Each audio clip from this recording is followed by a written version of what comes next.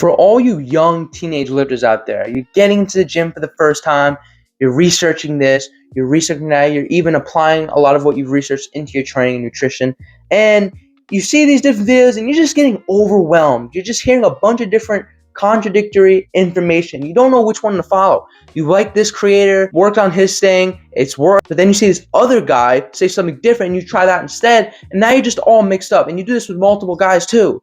Now you're not on a consistent plan and you're all over the place and you're fucking overwhelmed, which is going to affect your progress, because if your mental is not right and nothing's sustainable during your journey, especially being young and gullible like this, you're probably not going to get the best results. That's just the reality of the fitness industry. And with this urgent message that I'm about to tell you, after watching a ton of videos, creators, and even podcasts myself, you got to listen, because this shit can really make you spin your wheels the first 2, 3, 4, 5, even more years of training. And you want to make sure you waste the least amount of time as possible. You're young. You have so much time to grow. Why fuck up the beginning now when you can get crazy gains at an early age, shock your classmates, mock your past self, and so on and so forth? There's no reason to fucking spin your wheels. So here's what I got to tell you, right? You've watched so many people and you've tried the different things, which I got to give you credit for. You've at least tried the different things instead of just saying this is terrible without even trying it. But you've got to limit it, because after you've gotten those few different sources, which is okay if you just got a few different sources, I'm not just going to tell you to listen to one guy only. Spread your wings a little bit, but don't go to every single creator. The best thing I got to tell you is do what works for you. That's the best message I got for you young lifters out there, because all these guys I see, there's some promoting carnivore, and there's other creators promoting a very high carb diet. Other examples include different training styles. Like you could be this high volume guy, but then you look at a video and now this guy says low volume. So now you're thinking, should I readjust my program? Should I change everything that I've worked hard with just because this guy has said so? I don't think so, man. Unless you struggle to recover or whatnot, then don't fucking reduce the amount of sets or volume if you don't have to. Now, a lot of people don't know when they're not recovered. They just go into the gym anyway. You got to listen to your fucking body.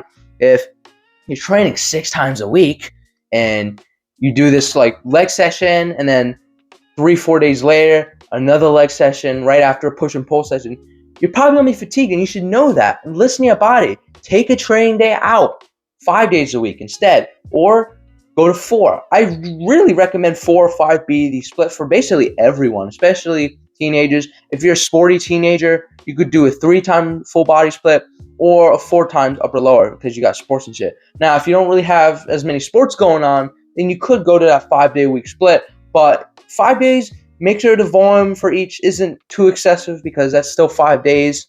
And if you're actually going to do 6 days, like if you just have nothing better to do, then make sure the volume for each session is very low, because 6 times is crazy. 4 times a week, you're in the gym less, have moderate volume there, high intensity, and there you go. You guys are so gullible. You listen to everything and then you just apply everything because of this thing called shiny object syndrome. If you don't know what that is, it's basically where you've done something for a while, but you've gotten bored of it. Even if it has gotten you results, you've gotten bored of it. So then you see this next thing, and it's the new thing, bro. This is the problem with science-based lifting, is that science says this thing is good, and then the next month later, now the science says this is something. Because you're a science-based lifter, you go to that, and you just constantly changing shit because of shiny object syndrome. This is the new thing. It's shiny. It's new. I gotta try it. And then you try and convince yourself that it works. And let's say it doesn't work. Now what are you gonna do? You just wasted time. Now what are you gonna do? Go back to your old thing or try to make this work? It's just a fucking hot mess. The best thing is whatever you started with that you know was optimal, you gotta have a base level of optimizing first before you just say, oh, this is the best program. Well, let's say you go 1 day a week. Oh, but it's great. No, you got to find a level of optimization first. Then the nuanced things, the variables, you can change a little bit yourself. Make sure you have a plan that's been proven already.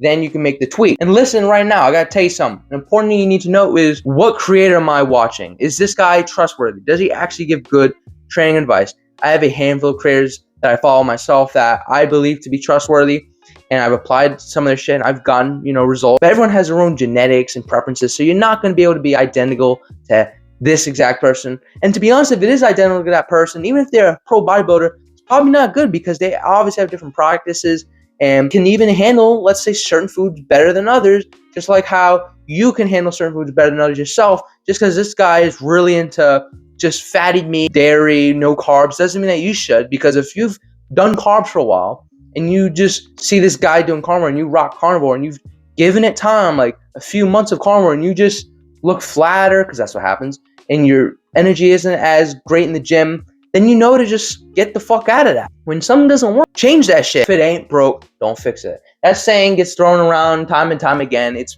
been literally around forever now, and it never goes away for a reason, because it's fucking true. If something keeps working, if you keep progressing in the gym and you don't actually feel like fatigued at all and you're recovering well, keep that shit going, whether it be with 50 grams of carbs, 100, 200, 300, 400, doesn't fucking matter.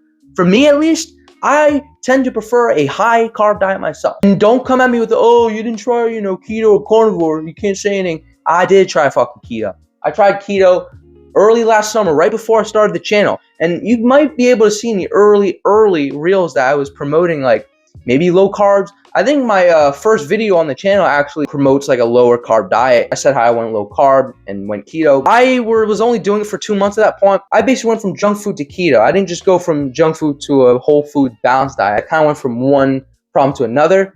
And I lost the weight. I looked definitely leaner. I was at a better starting point for lean bulk, because I was starting to look a little fluffy. But the problem was that I looked flat. A photo right here of me in the aisle, I actually weighed less here than I do now. And yet I look basically leaner, better, more full, more energy. But oh, I was skinny, I weighed less on the scale. Doesn't fucking matter. The muscles are depleted, there's no glycogen in them, and you need fucking carbs. I recommend most people do carbs, the 20% fat of your total calories, just enough for hormonal regulation. But when you have excessive fats, they're gonna get stored as fat. No shit. You're gonna be missing out on a lot of micronutrients. Unless you have a certain disease or immunity problem or inflammatory thing, or if you just personally look and feel better on carnivore and keto, just go with the high carb diet. I know the whole carnivore cult is very appealing, like, oh, it's primal, bro. This is what our ancestors did. This, now they get you with that. The marketing's really good. They have a whole cult. It's now your turn to fight back against that, unless it works for you. But just ultimately, at the end of the day, when it comes to your result and your goal, you got to do what's been working, man.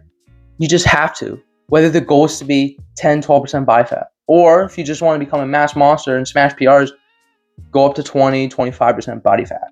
And if you're in the middle, just keep doing what you're doing. Keep lean bulking most of the time. Don't be focused on cutting all the time. I'm cutting myself, but it's going to be a very short cut, because I don't need to drag on these long cuts if I don't have to. If I'm already down at a low body fat percentage, just like 12-13% body fat, and my body isn't comfortable going any lower, because I am more proposed to like fat, and I can't really get super skinny. That's not really my genetics. So because I kind of stop where my body tells me, okay, this is lean enough, like 12-13% body fat. And then once I get there, then I lean bulk and just keep going until high teens body fat or 20 max, and then just cut again more aggressively short term, just as a clean slate, and then I just repeat that. If you like being a high body fat, that's whatever. If you don't, as long as you're progressing in the gym and you're getting more muscle. Now, if you plateaued, you better change something. But if you have not plateaued, don't change shit in the gym. Keep progressing. Don't listen to every little nuanced thing. There's a lot of shit that's just overcomplicated. Just stick to your rice, oats, potatoes, your fatty meat source, your lean meat source, and there you go. That's all you really need. You don't have to obsessively go on the scale every day or track calories every day. If you eat the same shit every day, you don't really need to track. If you're eating different shit every day, if you're eating what your mom cooks, then that's the problem. I don't want you teenagers to just get off on the wrong kind of foot right off the bat with your training career. I want you to be mentally stable and to just follow what works for you.